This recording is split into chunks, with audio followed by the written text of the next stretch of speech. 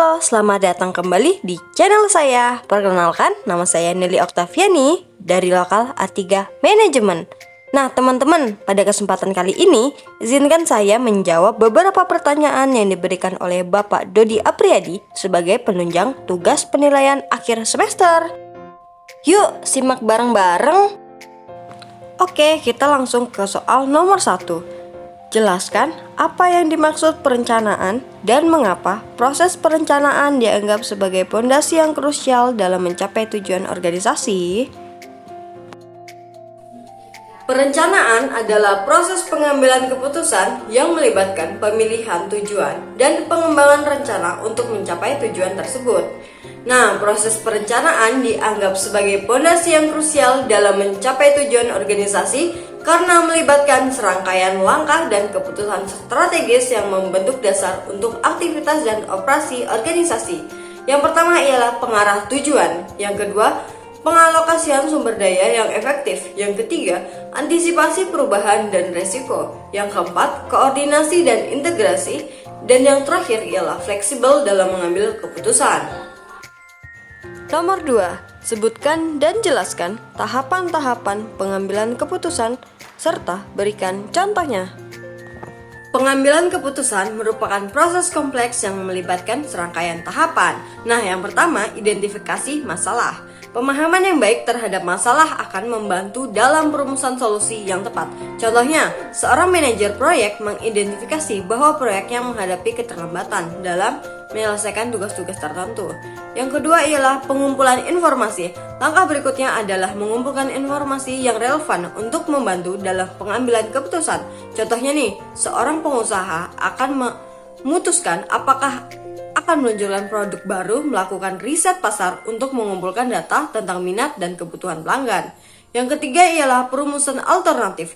Tahap ini melibatkan pembuatan berbagai alternatif atau pilihan solusi yang mungkin untuk menanggapi masalah atau kesempatan yang diidentifikasi. Contohnya, seorang mahasiswa akan mempertimbangkan pilihan karir setelah lulus, dapat merumuskan alternatif seperti melanjutkan studi, mencari kerja, atau memulai bisnis sendiri.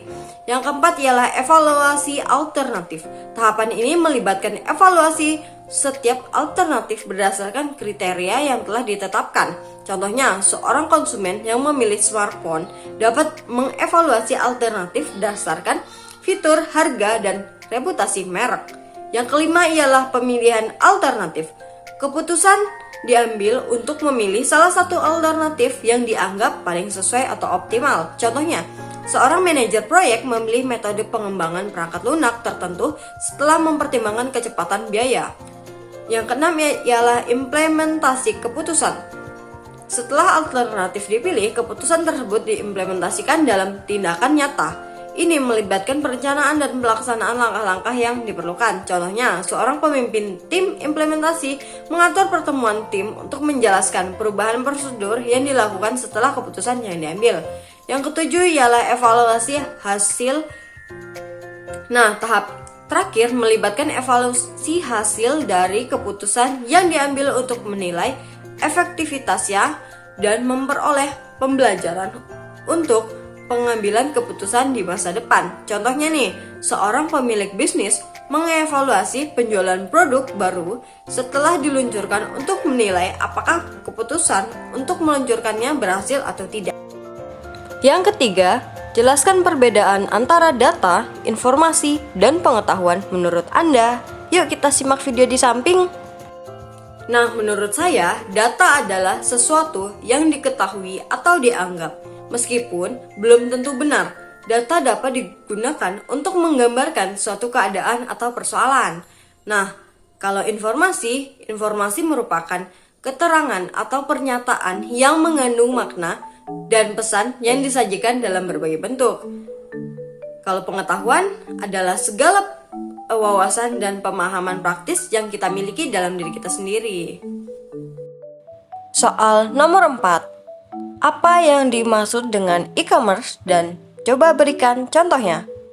Menurut saya, e-commerce adalah sebuah layanan untuk menjual atau membeli sebuah produk atau jasa.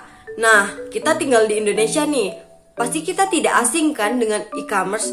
Nah, di Indonesia ada beberapa contoh e-commerce yang sering digunakan. Di antaranya ialah Shopee, Bukalapak, Tokopedia, Blibli, dan banyak lagi.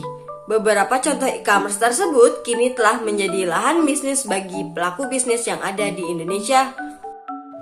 Wah, ternyata kita sudah di pertanyaan terakhir nih teman-teman. Oke, kita lanjut ya. Jelaskan mengapa project management diperlukan dalam pengembangan sistem informasi serta sebutkan faktor-faktor penyebab kegagalan dan keberhasilan sistem informasi menurut Anda. Project management sangat diperlukan dalam pengembangan sistem informasi karena proyek pengembangan sistem informasi melibatkan berbagai elemen yang memerlukan koordinasi, pengawasan, dan pengelolaan yang efektif. Nah, teman-teman, berikut adalah beberapa alasan mengapa project management sangat penting. Yang pertama, keterbatasan sumber daya. Yang kedua, pengelolaan waktu. Yang ketiga, pengelolaan resiko. Yang keempat, kualitas produk. Yang kelima, kepatuhan terhadap anggaran. Yang keenam, penyelesaian tepat waktu dan lain sebagainya. Ada nih faktor penyebab kegagalan sistem informasi. Yang pertama, kurangnya pemahaman kebutuhan. Kedua, kurangnya komunikasi. Ketiga, manajemen proyek yang buruk dan lain-lain. Lanjut, ialah faktor-faktor penyebab keberhasilan sistem informasi. Yang pertama, partisipasi pengguna yang aktif. Yang kedua, manajemen resiko yang efektif. Yang ketiga, tim yang berkualitas. Dan yang keempat ialah pemahaman yang jelas tentang tujuan bisnis. Dan di sana ada banyak pula faktor yang menyebabkan keberhasilan sistem informasi. Wah, tidak terasa ya sudah selesai nih teman-teman. Cukup sekian dari saya. Terima kasih. Bye.